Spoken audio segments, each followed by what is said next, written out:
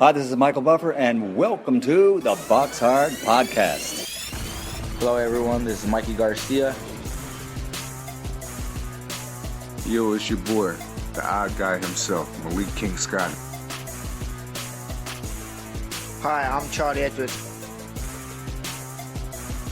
This is Fast Eddie Chambers, and you're listening to the BoxHard Podcast with my main man, Joey Coastman. Hello everybody and welcome to episode 120 of the BoxHard Podcast. I'm your host Joey Coastman. I'm joined as always by Mr. Ayaz Sumra. Ayaz, how are you doing, sir? I'm good, Joey. Yourself? Very good, my friend, very good. This is going to be a great show. This show, I believe, marks 9 world champions in our last 7 shows. And this show especially, it's not just world champions. We're talking multi-weight world champions. One of them is a 2-weight world champion. The other guy is a 4-weight world champion. It is going to be big.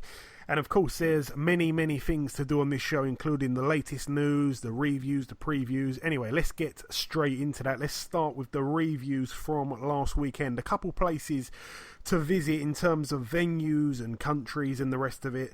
I'm going to start over in the Crown Plaza Hotel in Glasgow, Scotland. One fight to mention over here, Gary Cornish, he proceeded to 25-2 with a knockout in the first round against David Howe. So David Howe now 14-7. I did say on last week's show, I found it quite odd that David Howe had a fight lined up for a couple weeks after this fight, because I really felt that Cornish would probably beat him, and Cornish knocked him out in the very first round. So I'm not quite sure if he's still going ahead with the proposed fight, but it is what it is. All the very best to David Howe. Seems like a decent guy. And by the way, that's the guy who Dave Allen got on the stage with when he was weighing in, and he put all those pairs of socks down his pants and made his you-know-what look huge. So, yeah, that's the guy, David Howe. Unfortunately lost here against Gary Cornish. Moving over now to the Grey Eagle Resort and Casino. Zab Judah had his 53rd professional fight and he won. It was a unanimous decision over 10 rounds. It was pretty much a shutout over a guy called Noel Rincon, who's now 21-14 with 1 draw. No great shakes him. And Zab Judah, for whatever reason, is back in action there. So all the very best to Zab. Seems like a nice guy once again. All the very best to him. Moving over now to the Arena Riga in Riga, Latvia. This one, of course, the first semi-final of the World Boxing Super Series Cruiserweight Tournament. I'm going to just look at the undercard here. Otto Wallin moved to 19-0. That's a heavyweight prospect from Sweden, if I'm not mistaken. He got a KO in 3 rounds against a guy who was only 6-5. Also on this bill, our very own Tom Little went over to Latvia, took on, I think the guy's an Olympian, if I'm not mistaken, called Filip Hrgovic. And Tom Little put up a very brave effort. He went 4 rounds, but unfortunately got TKO'd. So Tom Little now 10-5. And this guy here, Hrgovic, I think he's an Olympian. I stand to be corrected if I'm wrong with anything. He moves to 3-0. So quite a decent opponent, I suppose, there for just his 3rd fight. Moving up the bill once again, I'm just gonna talk about the main event on this one. Maris Bridis putting his WBC World Cruiserweight title on the line, 23-0 record on the line also. And in the other corner, the great Ukrainian Alexander Usyk, 13-0, putting his WBO World Cruiserweight title on the line. Wow, it was a really good fight. I'm going to just break it down quickly, or not so quickly because a lot happened. It was a great first round. That's the first and foremost thing. The first round was a really great round. I think Bridis was landing single shots but getting through with really good stiff jabs and tricky right hands.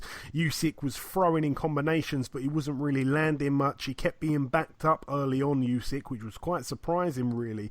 Bridis was on the front foot for really the entirety of the first 2 or 3 rounds. Definitely I felt that Bridis was ahead after 3 or 4 rounds for sure. I mean, he was just pressing the fight correctly.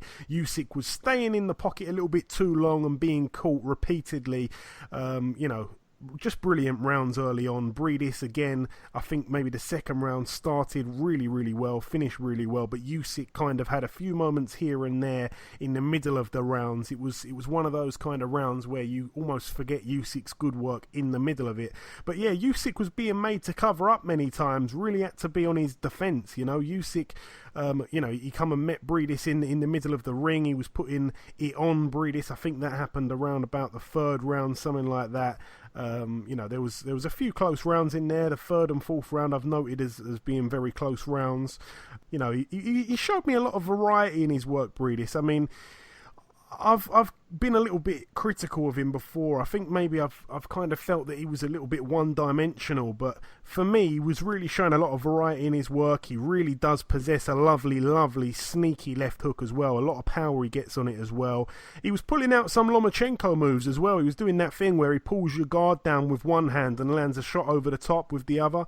Really clever stuff. Usyk landed a really brilliant shot in round 5, but Breedis landed a combination in return. I remember that one. That was a few good punches in that round there, round 5. Usyk seemed to be the better conditioned fighter though as the fight went on, kind of thing. In the 5th round, Usyk really turned the tables. He was constantly on the front foot. You know, Breedis seemed to unravel a tiny little bit. He got a bloody nose in that 5th round as well. And even after 5 rounds, I've actually noted it here, I had it 3-2 in favour of Breedis. I mean, the 6th round, we saw Breedis push Usyk down on the canvas. Obviously, it wasn't a knockdown. The round for me was a Usyk round.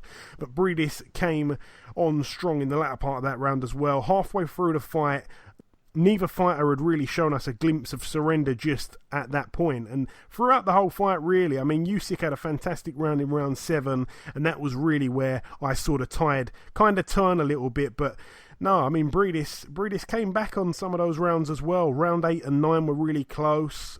Round 9 was a funny round. I mean, the best 5 or 6 punches of that round were all landed by Breedis, but you'd probably have to give it to Usyk on work rate. You know, Usyk was relentless like we've seen many, many times before in the pro ranks. You know, he seemed to kind of undo Breidis' clever work, you know, undo his clever work with those good punches that he landed. But yeah, the rounds were really close, especially in the late part of the fight. Going into the last round, I definitely had it close, but I felt that Usyk was probably edging it by 1, maybe 2 maximum.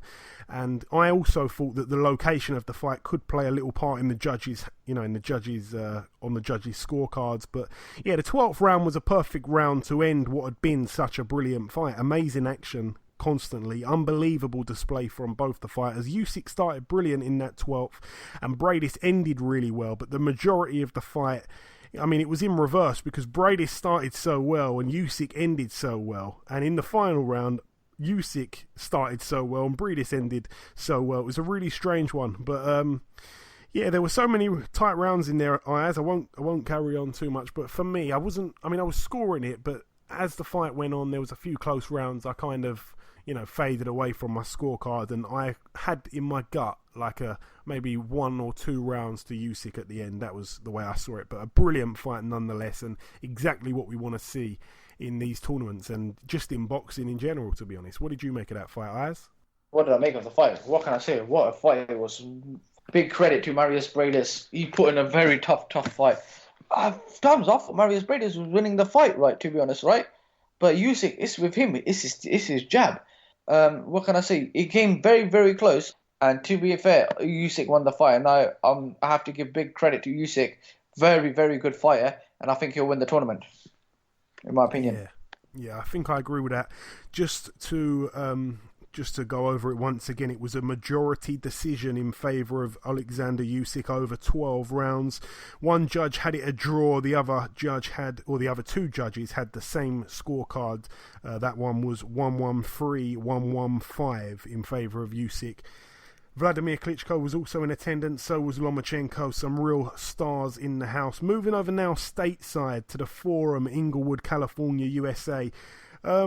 This one was shown on Box Nation. I'm going to start with I actually thought it was the main event, the Linares fight, but it seemed to be the co-main event. So yeah, Linares 43-3 took on Mercito Gesta, who was 31-1 with 2 draws. Linares was cut on his right eye in round 8 as well. I don't want to be overcritical. I mean, I wasn't really looking forward to this fight, and watching it, it did look like a bit of a sparring session. I was really finding it hard to, I mean, not just stay up, because it obviously was late on in the evening. I mean, the early morning, you could say, of Sunday. But I mean, just the action, it just wasn't capturing my attention. I mean, I was finding it really hard to carry on watching it, and we're going to see what Mikey Garcia looks like when he takes on Lipinets. But for me, it was just, I don't know, it didn't really pump up the Garcia-Linares unification, which we're led to believe is supposed to be happening at some point in the summer. So, yeah, I mean, it was a relatively easy win for Linares, apart from being cut in that 8th round. He successfully defends his WBA World Lightweight title there. He moves to 44-3. Mercito Gesta now 31-2 with 2 draws. Ayaz, do you want to say anything on that fight there between Linares and Gesta at all before we move on? Well done for Linares for winning the fight. I want to see him fight is now Vasyl Lomachenko. Yeah, Vasyl Lomachenko or Garcia, give me either. Moving down, or up the bill, I should say. Lucas Martin Matisse, 38-4, took on Tuwa Kiram, who was 38-0 with 28 knockouts. A guy that hadn't fought out of Thailand. We weren't too sure if he was any good. Well, to be honest, he was quite good. I mean, it was for the vacant WBA World Welterweight title, of course, the regular version. Matisse was cut over his left eye in round 4. And, you know, he was getting beaten to the punch a lot of the time. Kiram was also down twice in that 8th round where it was ultimately stopped. It was an 8-round KO for Lucas Matisse. But talking about the fight, I think Matisse found it very hard to work out Kiram. I think Kiram watched a lot of the Postal fight. Kiram was using his size to his advantage very, very well. You could see that a lot. I mean, he really did. He impressed me. I think he's quite a decent fighter. He was boxing and moving. He was holding a lot when Matisse was getting in close. He wasn't letting Matisse get in his groove, in his rhythm. Kiram was frustrating Matisse. It seemed like Matisse almost looked like he was evidently past his best in that ring for parts of that fight, for the majority of that fight, really. He looked like a shadow of his former self.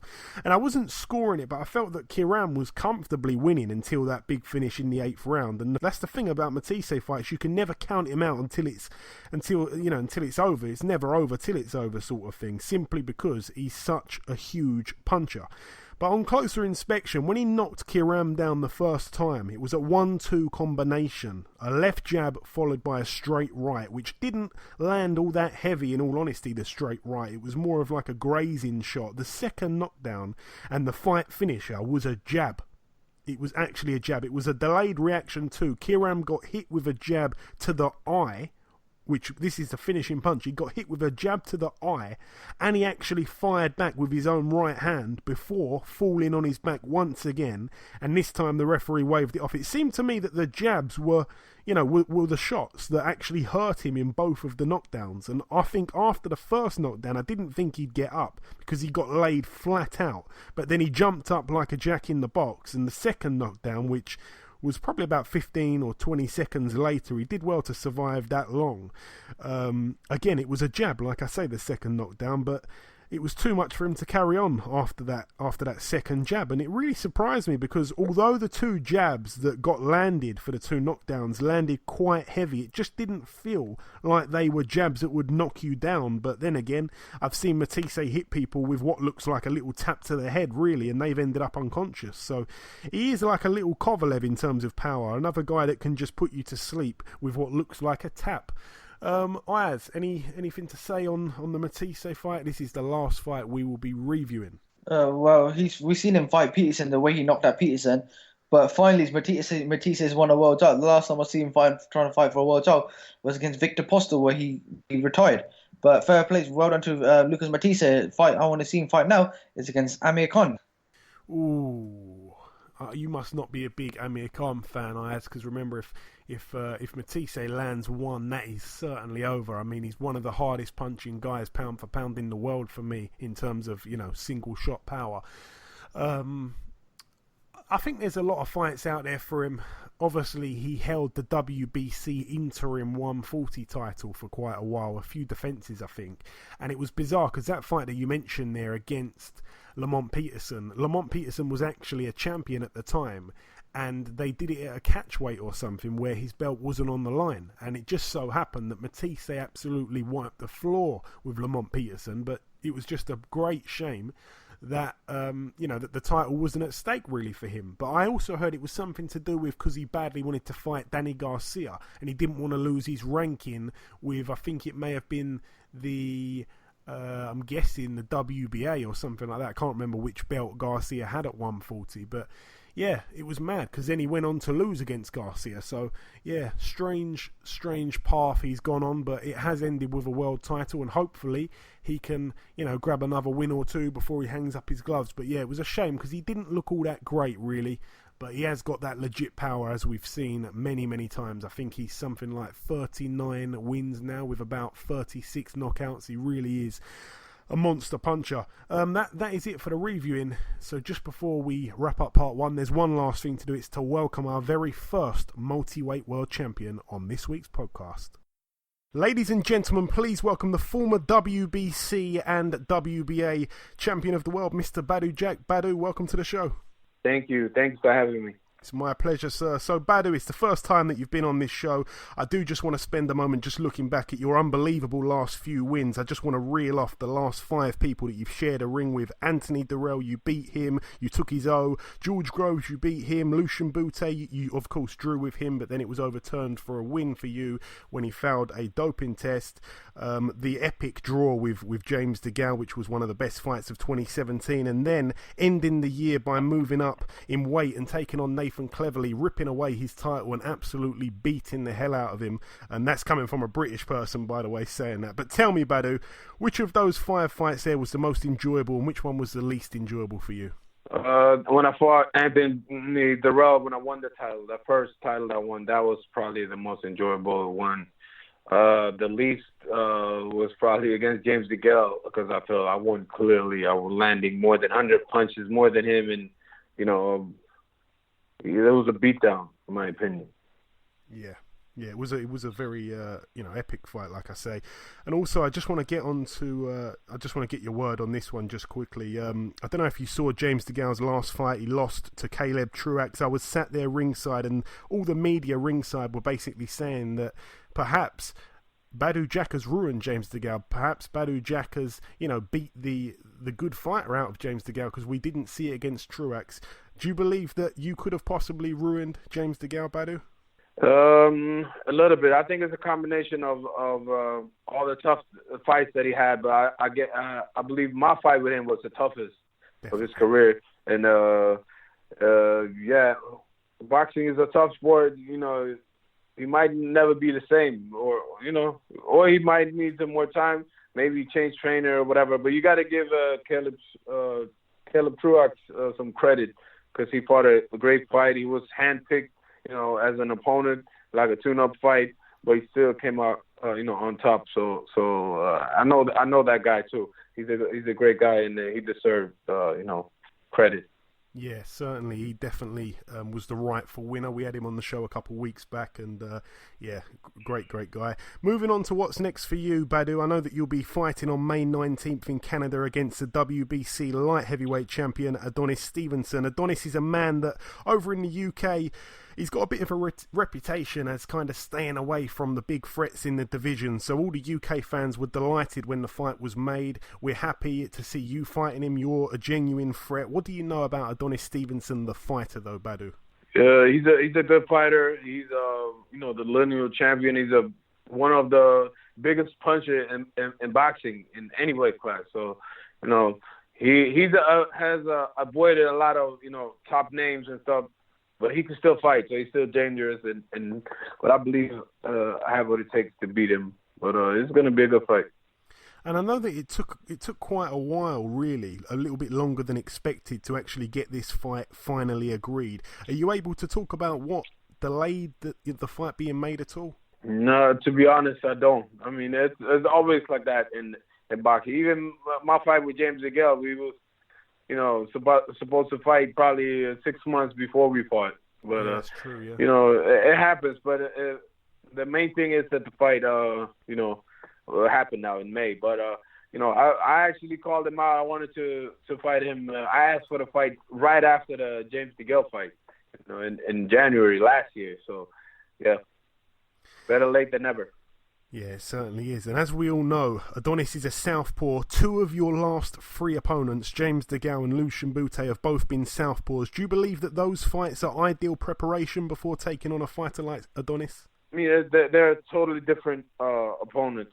He's a way bigger puncher than James DeGale and probably Lucian Bute as well. But there's still the look. The southpaw look would probably help me a little bit. But it's a total different opponent. You talk about Adonis's power there. Do you believe this is the most dangerous fight of your career thus far? Is he going to be the hardest puncher you've faced? As far as power, I think he's the hardest puncher. But that don't mean he's the most dangerous fighter. But that don't mean it's going to be the toughest fight either. But definitely the hardest puncher, I believe. But also the guys that he's been knocking out, they definitely not on my level. So we have to wait and see the fight night. I just want to ask you also, who is the hardest puncher that you've faced in a pro ring? Because looking at your record, I'd probably say George Groves must be quite up there.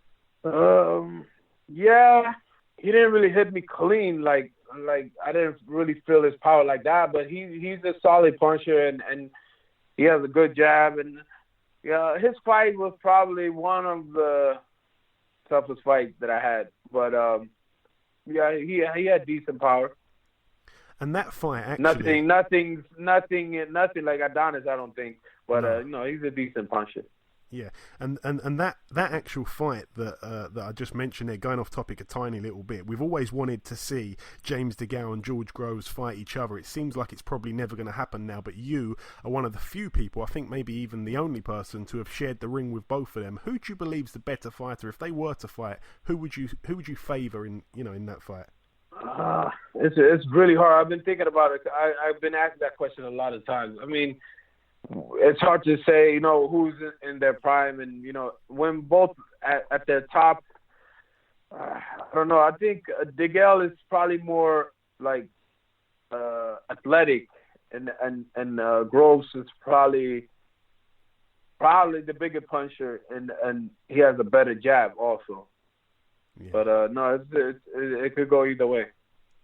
And we've had a bunch of Mayweather Promotions fighters on our podcast before. We've had Javonte Davis, we've had, Ashley Theophane, Ishe Smith, J. Leon Love, probably one or two others that I've possibly forgot. They've all been given an expensive gift from Floyd Mayweather, usually a car. Has Floyd ever bought you an expensive present? If so, what was it, Badou? Yeah, he's been giving me a car in the beginning of my career.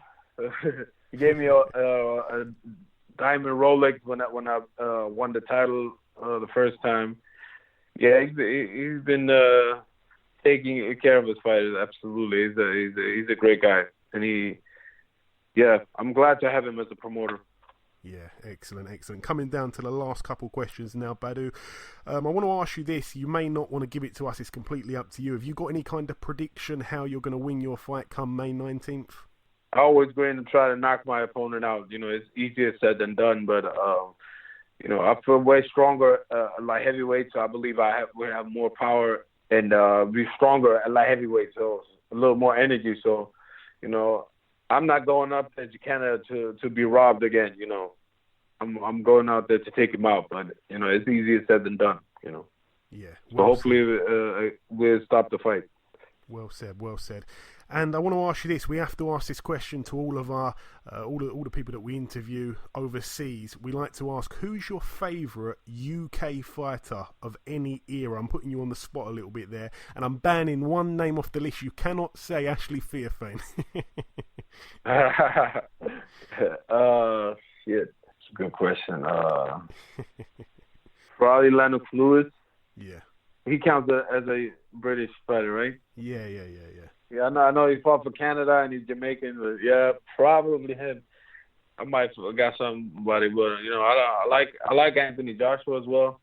Yeah, he's a nice guy. I would say Lennox Lewis. Yeah, Lennox Lewis is a very popular answer, to be honest. A lot of people say him. And finally, Badou, just before we let you go, I just want to give you an opportunity to send out a message to your UK fans. Obviously, you've got a load of supporters in the UK, I'm sure, and you've got a fantastic name over here. Of course, everybody knows that you'll pretty much fight everybody. What's your message to the Badou Jack the Ripper fans from the UK?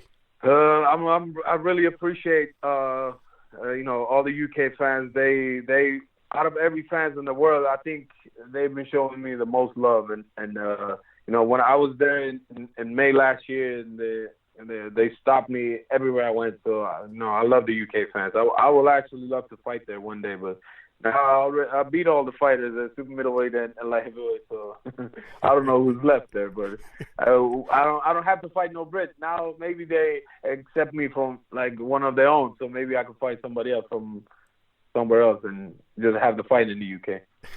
That thing you just mentioned there about coming over here last May, I was one of those people. I don't know if you remember this. I'm going to just ask you it right now.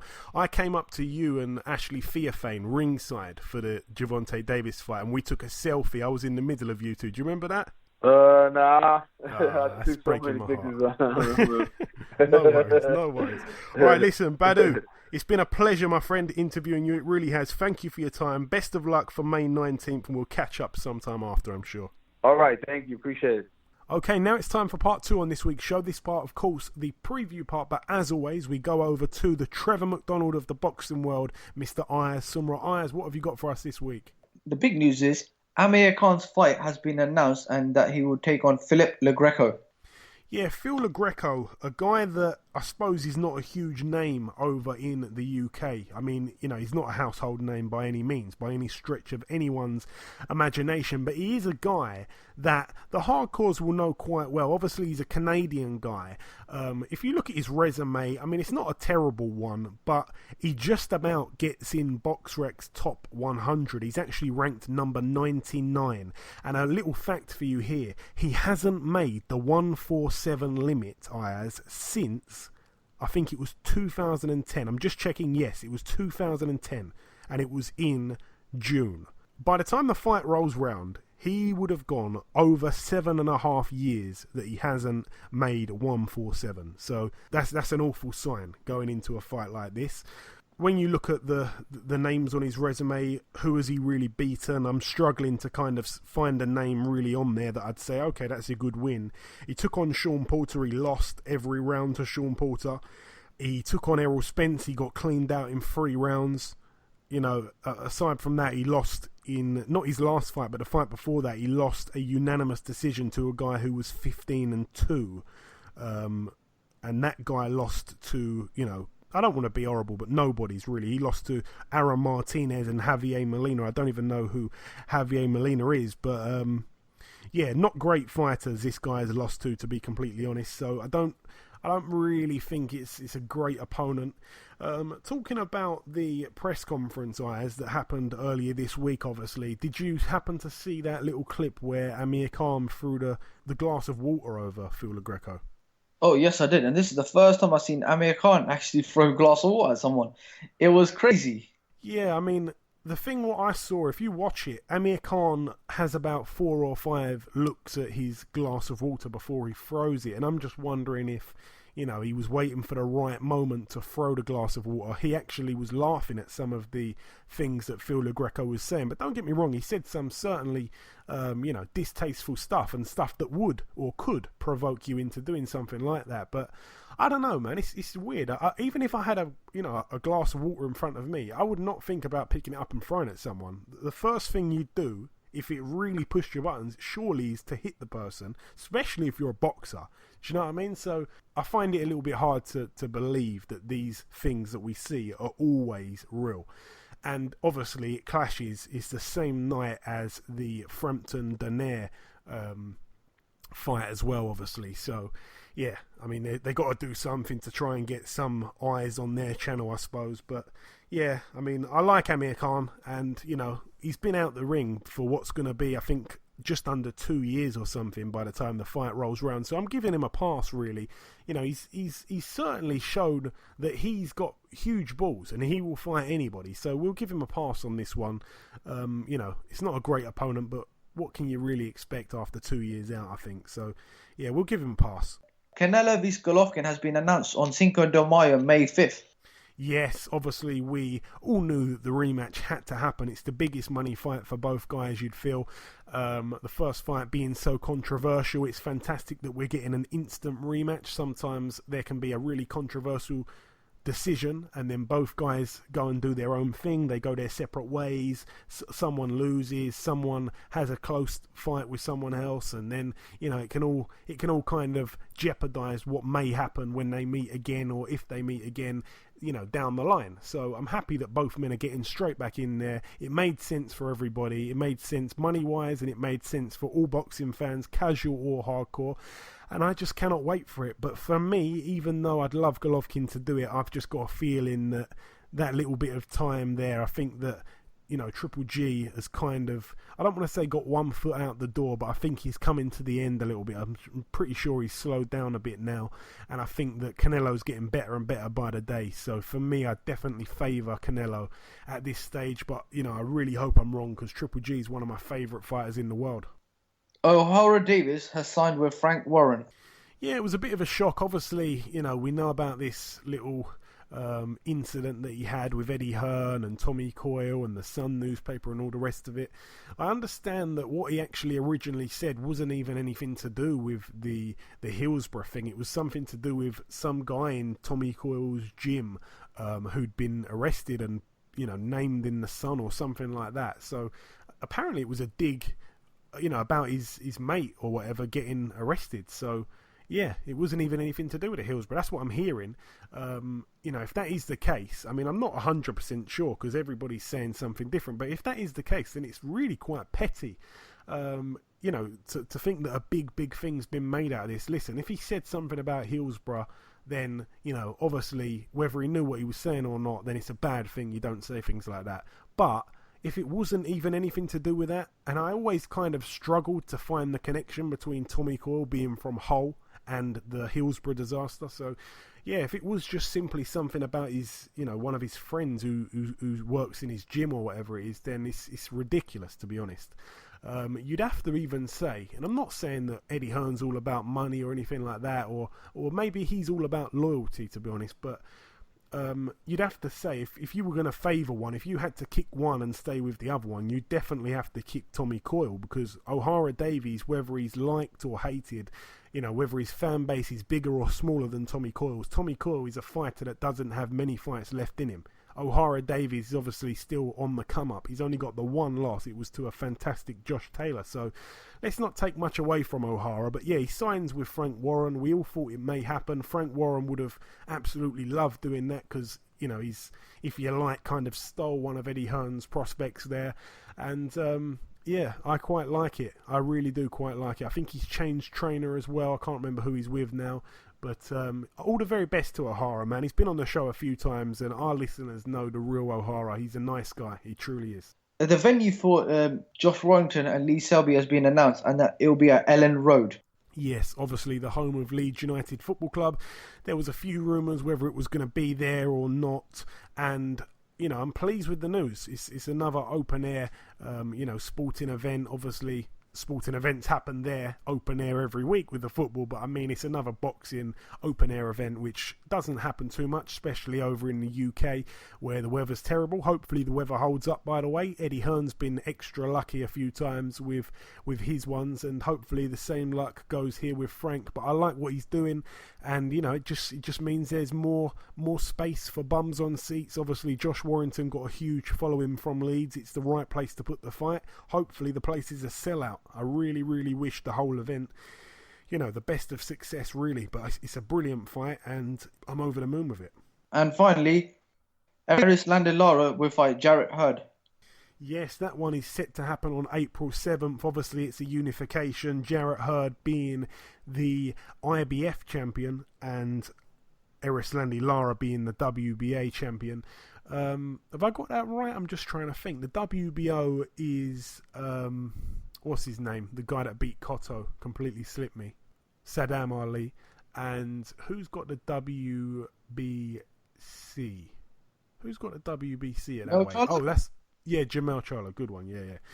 Yeah, see, we don't check things on the BoxHard podcast. It is all in the brain, even if it takes a few extra seconds just to collect it from a little pocket of space in my very small brain, I suppose. There's not many pockets. But, yeah, it's a brilliant fight. It's a unification. Obviously, Jarrett Hurd, I give him credit. He wants to fight all the big names, but I'm not quite sure he's picked out the biggest name or the best name here. And what I mean by that is it's no easy fight. For me, Erislandy Lara is the best fighter at 154, and I think that he will deal with Jarrett Hurd. I'm not saying easy, because Jarrett Hurd can really punch as well, but I think Lara should beat him. But yeah, credit to Jarrett Hurd, because I think he's the guy that's running around saying, I want the big fights, more so than Lara. I think that he really does want the big fights, and he really wants to prove himself. So to be honest, I give him a lot of credit for taking the fight, for pursuing the fight to begin with. He was probably the one who initiated the dealings with it. And, you know, you can't, you got nothing but respect for a guy like that. And listen, may the best man win. He may win, and you know, maybe Lara goes out the door. A lot of people will be happy with that, unfortunately, because he's not the most eye-catching boxer. But it's a brilliant fight, and I'm happy it's been made, along with a few great fights, to be honest, over the last 7 days or so. That's it for the news. Okay, Ayaz, thank you very much. 2018 really shaping up to be a fantastic year of boxing, just like 2017. Moving over now to the previewing, we're going to start over in Russia. It's again the World Boxing Super Series semi-final in the cruiserweight sector of the tournament. This is the final semi-final. Obviously, last week was the first one. This is the second and last one here. On the undercard, though, there's a fight that I just want to mention here. It's for the WBA International Super-Middleweight title. Fedor Chudanov, that's the former world champion, a man that lost I think it was the vacant title to George Groves. So he didn't really lose it, but he lost the fight for the vacant title to George Groves, which George Groves has now got that WBA title. Well, anyway, Fedor Chudanov, 16-2, takes on Bobby Gunn Jr. Now, people will have heard that name. Bobby Gunn is a guy that I think he was campaigning at cruiserweight for quite a while. I think he's had a handful of fights, including one against Roy Jones Jr., if I'm not mistaken, once upon a time. He's a big friend of the Tyson Fury camp. And this is his son, Bobby Gunn Jr., 9-0. It's a humongous step up here. And may the best man win, because I really have got to admire the nuts, to be honest, of the Gunn family. They all take all these crazy fights. And listen, if he's anything like his old man, then I'm sure he won't go down easy in this one. Also, the main event here for the IBF and WBA Super World Cruiserweight titles. Murat Gassiev, 25-0. Is he the IBF champ? Yeah, he is. Yeah, he's IBF. Yeah, I mean, Murat Gassiev, 25-0, Junior Dorticos, 22-0. He's got the WBA Super World Cruiserweight title. First and foremost, both men can punch. We've seen in the Cruiserweight tournament, you know, there has been a handful of decisions and there has been a handful of knockouts. Dorticos, the way he dealt with the Russian hammer last time out was really impressive for me. Obviously, overall, in those 22 wins, he's got 21 knockouts. But that win, like I say, against Kudryashov in the second round, he looked absolutely brilliant. He knocked out Kalenga before that. He's coming off of 4 knockouts in a row. You've got to go back to 2014 when he took on Edison Miranda, former opponent of Tony Bellew. That was the last time he went the distance. But since then, and he hasn't been overly active, to be honest, but since then he's been putting people to sleep. We've gone to the prediction league on this also, but for me, Gassiev's only 24, people forget, because he looks much older. He's got 18 knockouts from his 25 wins. You know, he beat Wolardzik in the quarterfinals, who I don't really regard as a brilliant fighter. He had a split decision win over Denis Lebedev back in 2016. You know, I don't know, man. I don't know. For me, I'm favouring Dorticos, and it's not a very popular decision. I just think he's going to win. And of course, everybody saw that bit of footage where Dorticos is doing pad work with his pad man and he accidentally knocks the pad man out. I don't know if he meant to do it or if the guy was play acting or what, but that looked a bit crazy. Yeah, Ayaz, I'm going to ask you, what's your thoughts on this fight? And secondly, what your prediction is for this fight? I think it'll be a very good fight. Obviously, the winner's going to go on to fight Usyk, but I haven't really seen both fighters fight before, but if I'm going to have to choose, I'll probably go with Dorticov as well, because I see one of his fights and I think he was very good. But yeah, I'm going to go with Dorticov to win on by points. That is actually, looking at our our prediction league, we asked the poll on Twitter. That is the least most popular opinion, Donaire to win on points. I think a lot of people going with the knockout. The favourite here, according to our listeners, 38% went with Gassiev by knockout and 32% went with Donaire by knockout. Only 24% going with Gassiev on points and just 6% going with Donaire on points. So I'm going Donaire knockout, you're going Donaire points, and the listeners going Gassiev points. Just to remind everybody, I will say at the end of the show what the current scores are. We should have done it last week because I predicted them all off air and got them all right, which was quite annoying. On the week where we didn't do the prediction league, I got some right for once.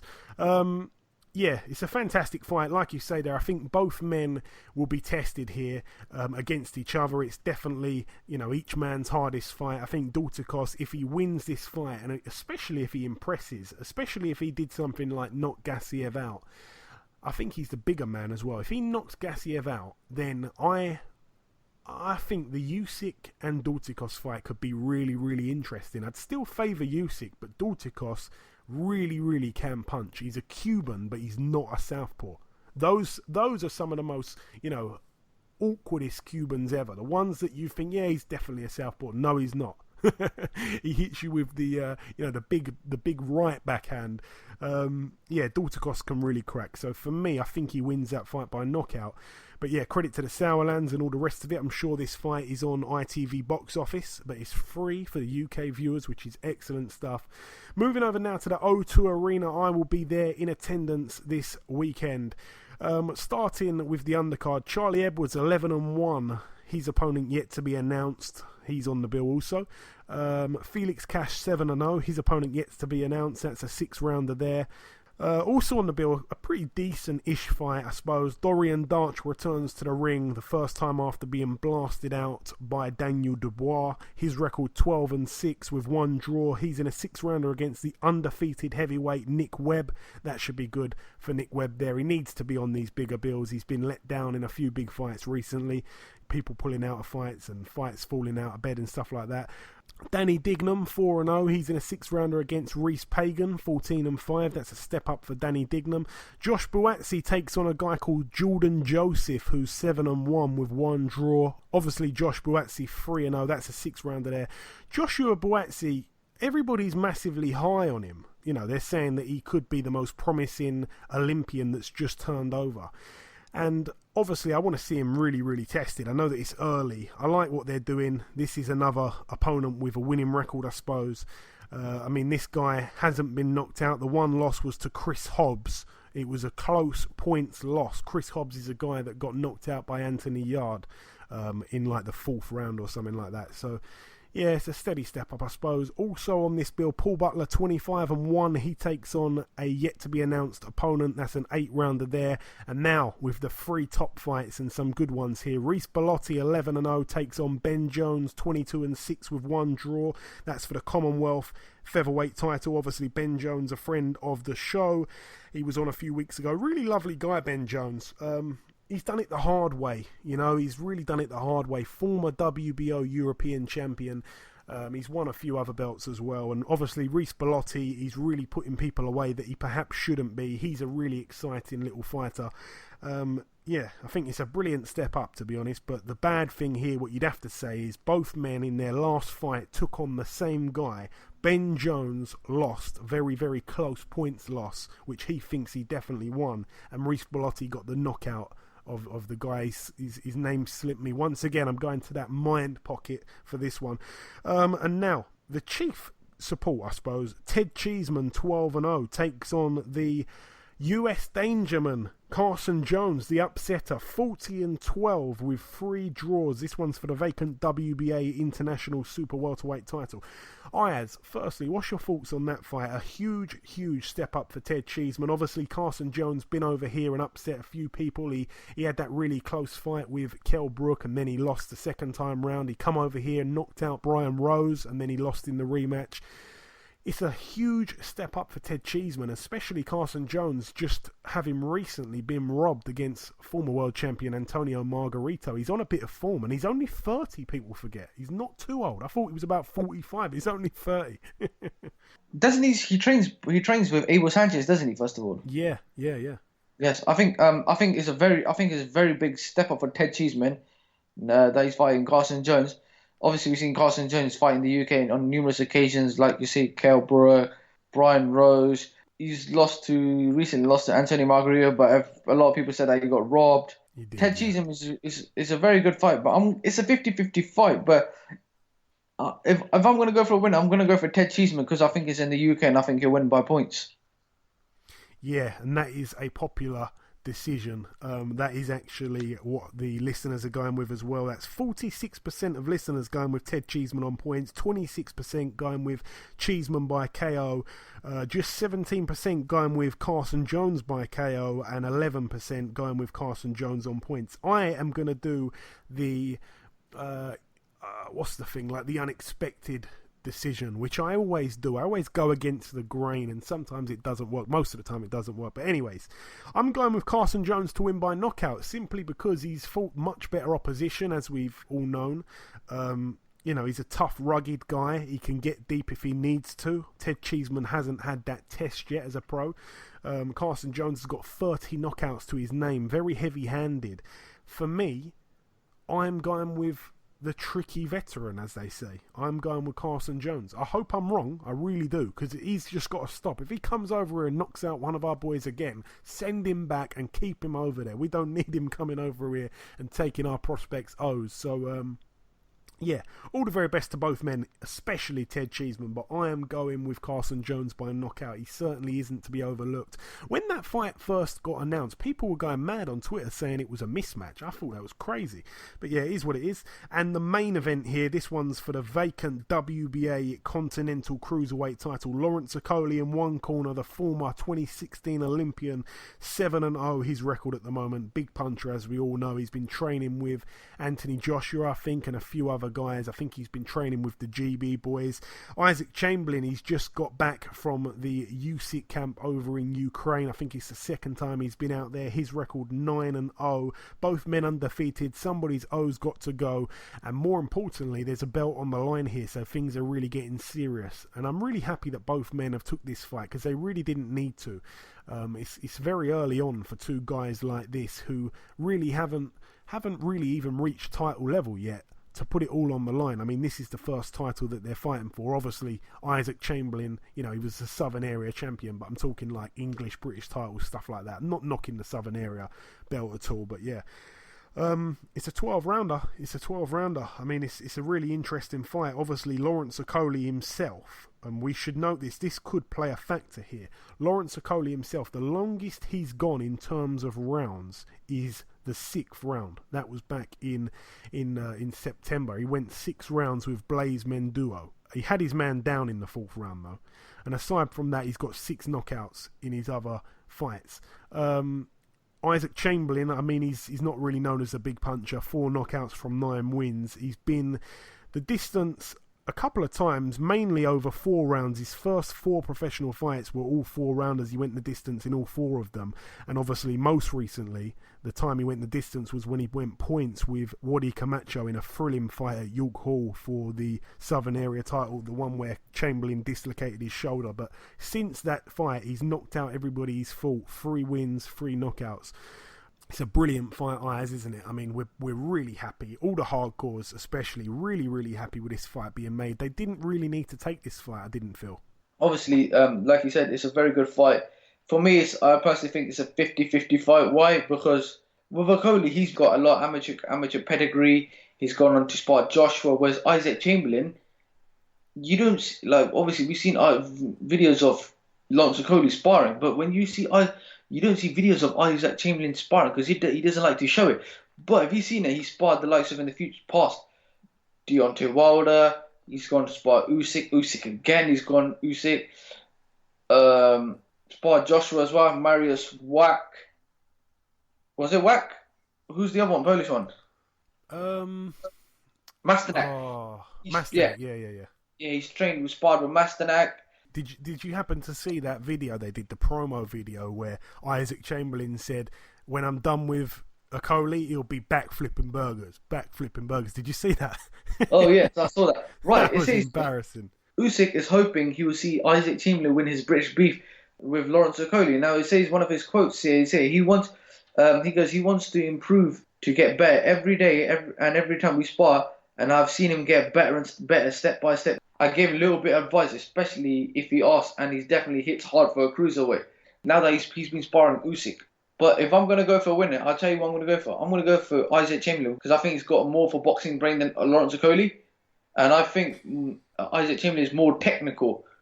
And he studies boxing a lot, if you can tell, with the way he fights. He may not have the power, but he's a very good boxer. He's one of those people that likes to box and move. And I think what is Isaac Chamberlain? I'm going to go for Chamberlain win by points. Yeah, I'm agreeing with you there, Ayaz. I'm going with Chamberlain by points.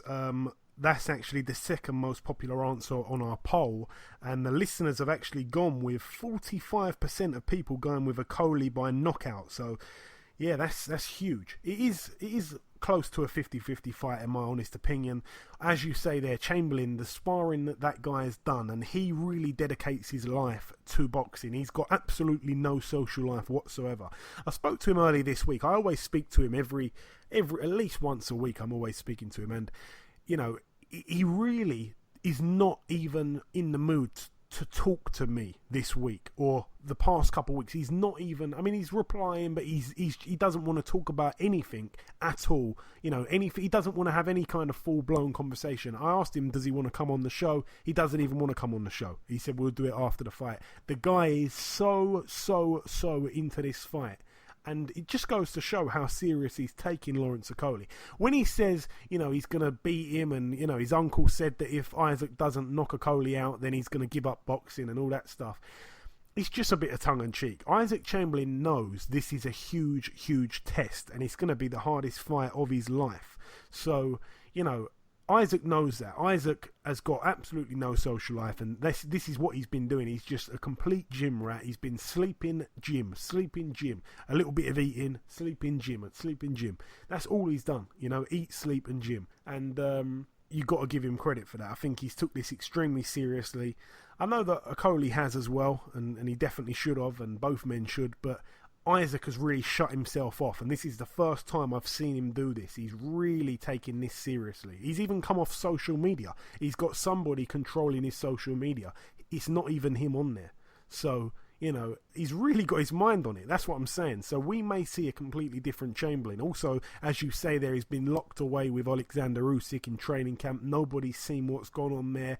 Usyk himself is saying that he hits hard. Nobody would have said that beforehand. And also, Usyk saying that he's improved every time. We haven't really had the chance to see it. I mean, he's knocked out his past 3 guys, but they haven't been any Lawrence Okolies in there. So intrigue is all I'm feeling. It is a pure intriguing fight. I'm happy that I'm going to be there in attendance, but for me, I think Isaac Chamberlain wins on points, or I think he possibly could win a late stoppage.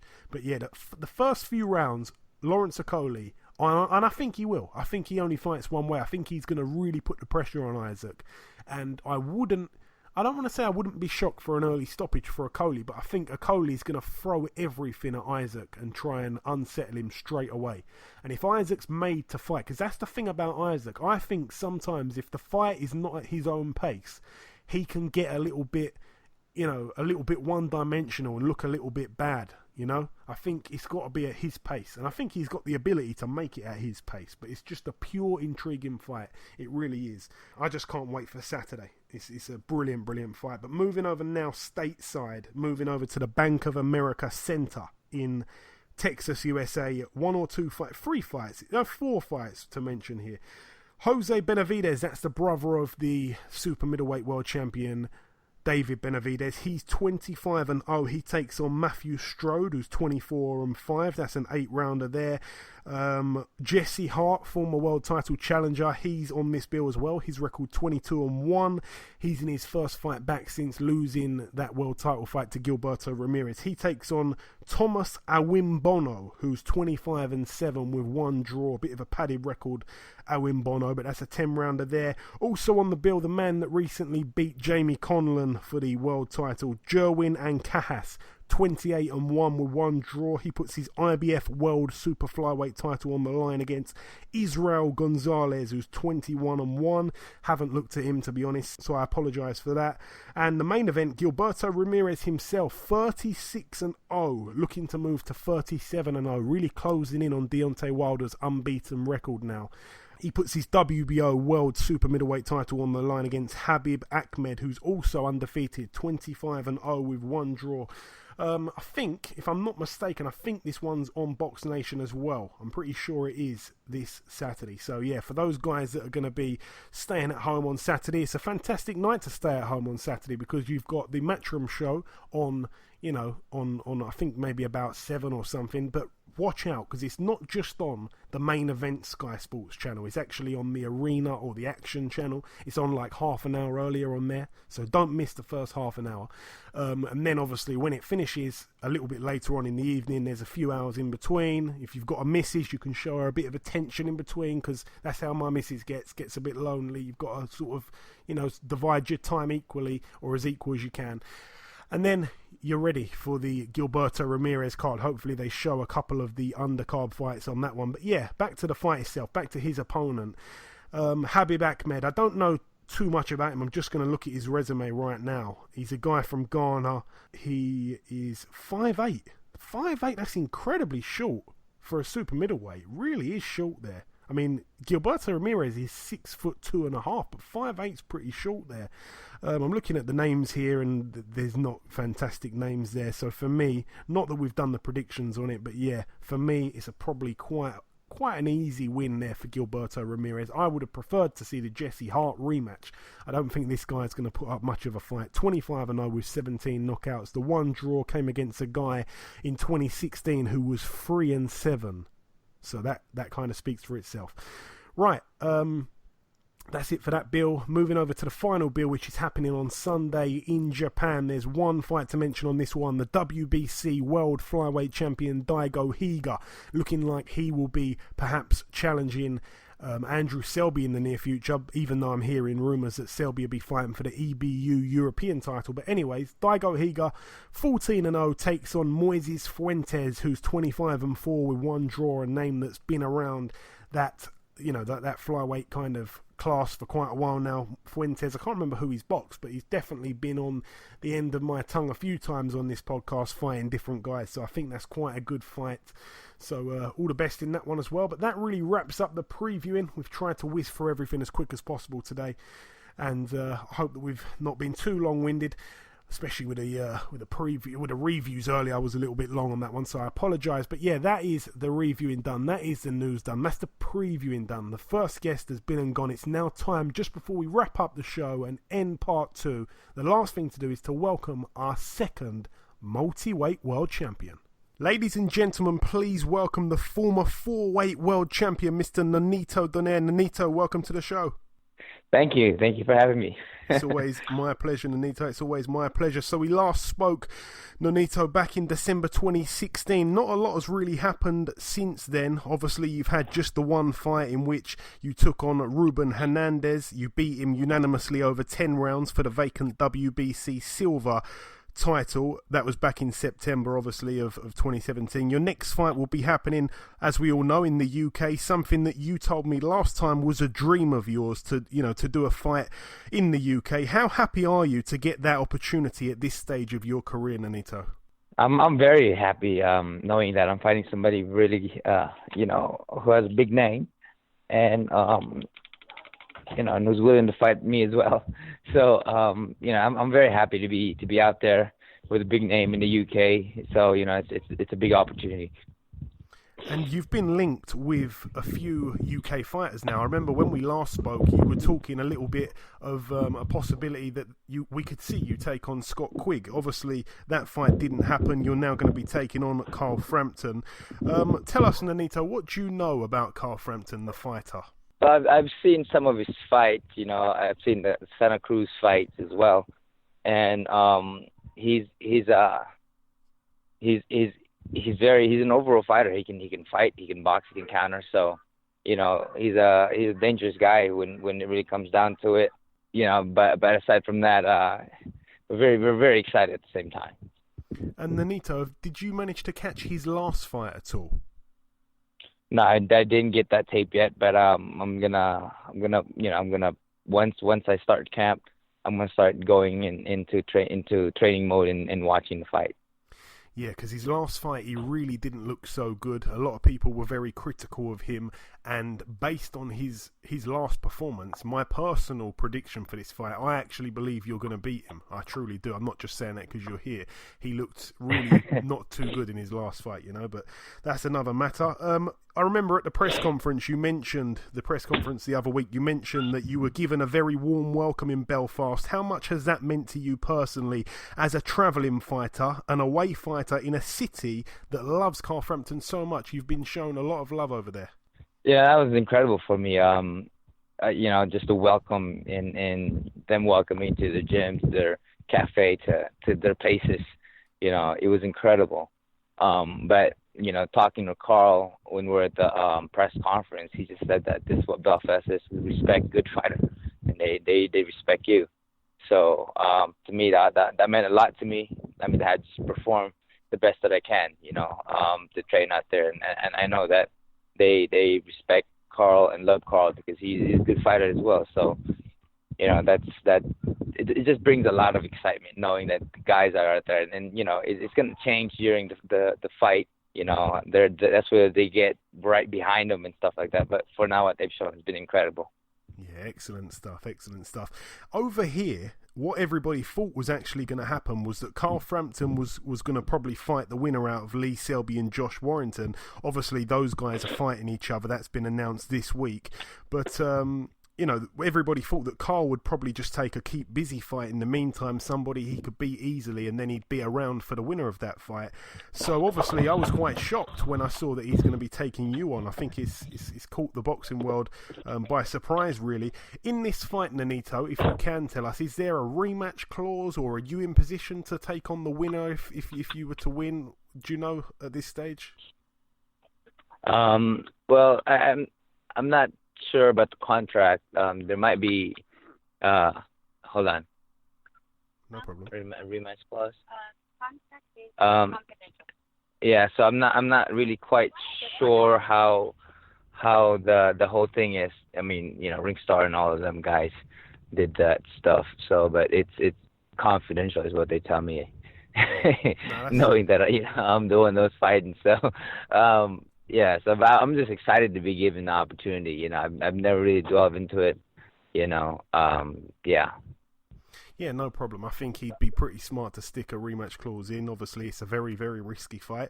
In my eyes, Nonito, and correct me if I'm wrong, but you've had so many big nights in boxing that I think it's kind of got to a stage now where you need a big challenge or a big fight to actually be fully concentrated on your game. I feel like maybe you've not been as motivated previously in recent times. Is that fair to say? And if I'm right, is this the perfect fight that, gets you motivated?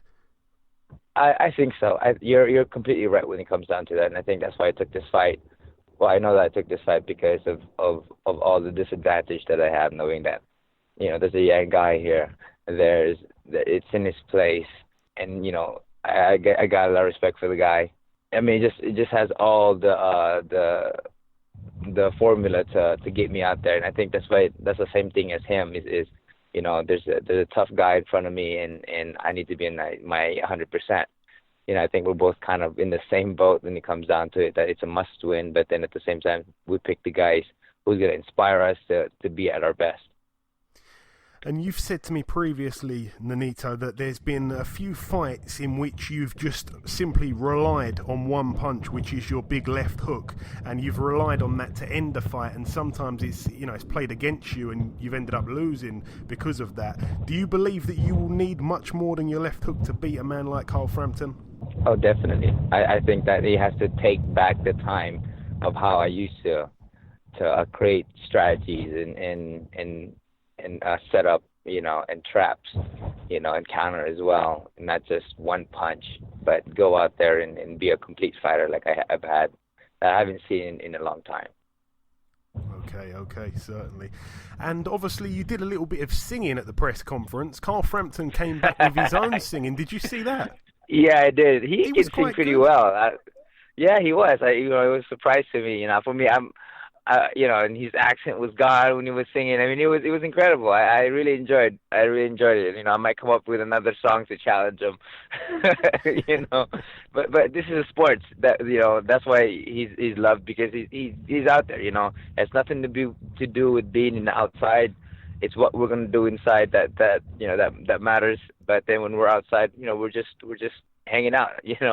Maybe I might have a beer after the fight with him. Yeah.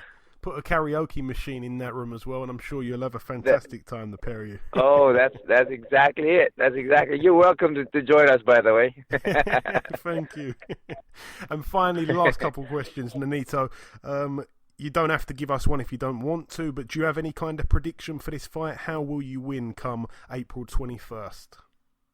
Well, I haven't put my whole game plan yet to see how I can look at his disadvantage, his flaws that allows me to because I always go out there for something big. I always go out there. I never really want to go to the decision, because that's just how I am. I like to leave no man standing. If it's me or if it's him, it's always been that way with me. So, because that's just how I am as a warrior, as a fighter. But prediction-wise, I'm not really the type to give the prediction. I'm just gonna go out there and give it all I got, and victory. That's pretty much it. No, of course. And just before I let you go, Nonito, anything that you want to say at all to the UK fans that may be listening? Well, I'm grateful for this opportunity. This is a fight that is a must-watch. I mean, you got two fighters who's willing to take the fight to each other without a belt. This is how bad and respected we have for each other. But most of all, we're gonna go out there to prove something for what I have and what he has to prove. I mean, we have everything on the line on this fight, and this is gonna be one of the biggest fight or most exciting fight you guys will see. So, again, it's going to be exciting, so I want to thank you guys again for this opportunity. Excellent. Thank you very much. And just before I let you go, actually, Nonito, I just want to quickly tell the listeners this. When we last spoke to Nonito, it was back in December of 2016. It was on the Christmas special show, and it was a very different Nonito Donaire. Back then, he wasn't really in fight mode. He was dropping a lot of spiritual stuff. It was a really interesting, long, in-depth interview. And at the end, he was talking with some brilliant words. If anybody hasn't heard it, go back and listen to that. It's absolutely golden. And at the very end, people don't know this, but I stayed up pretty late to interview Nonito, and at the end I said, I've got to go to sleep now, I'm really tired. And Nonito said, Joey, close your eyes, I'm going to throw a left hook. And I'm telling you, I felt the left hook and I was asleep in 5 seconds. That's a true story. That's great. See, you felt it. You felt the energy, man. Yeah, Nonito, but I remember that you stayed up and he was like, oh, we'll do it tomorrow when you're ready. And you're like, no, I'm up. I'm still up. So I stayed up. So we did it then. So, yeah, that was cool. Okay, listen, Nonito, it's always a pleasure speaking with you, my friend. You know that. Best of luck for April 21st, and we'll catch up again after, I'm sure. Thank you so much, and thank you for having me on the show. Thank you. Okay, and this wraps up episode 120 of the BoxHard Podcast. I've been your host, Joey Coastman. Ayaz Sumra has been Ayaz Sumra. A big thank you to our two amazing guests on this week's show, the 2-weight world champion Badou Jack and the 4-weight world champion himself, Mr. Nonito Donaire. The biggest thanks of all, though, goes out to the listeners for making this podcast as great as it is. Please remember, if you do get a chance, to leave us a review on iTunes, as I cannot put into words how much we appreciate those. They really do mean a lot. The prediction league currently stands at myself on 17 points, Ayaz on 20 points, but you, the listeners, in the lead with 21 points. Best of luck with the predictions, everybody. Enjoy your weekends, and we'll see you next week.